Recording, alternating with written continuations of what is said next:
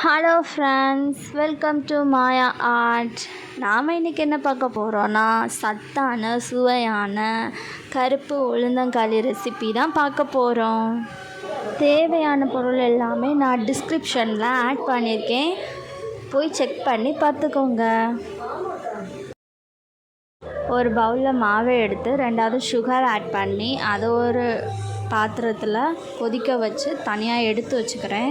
திருப்பி அந்த பவுலில் இருக்கிற மாவை கொதிக்கக்கூடிய அந்த வெள்ளை சுகர் சிரப்போடு நான் ஆட் பண்ணிக்கிறேன்.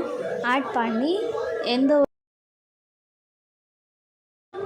நல்லா ஆறின உடனே அதில் கொஞ்சம் நல்லெண்ணெய் ஆட் பண்ணி நம்ம கையில் கொஞ்சமாக எண்ணெய் எடுத்து அதை பால் ஷேப் ரவுண்ட் பண்ணி சர்வ் பண்ணிக்கலாம். இதில் கொஞ்சம் வேணும்னா நல்லெண்ணெய் கூட எக்ஸ்ட்ரா ஆட் பண்ணி நம்ம சாப்பிட வேண்டியதாக இருக்கும். தேங்க்யூ ஃபார் வாட்சிங்.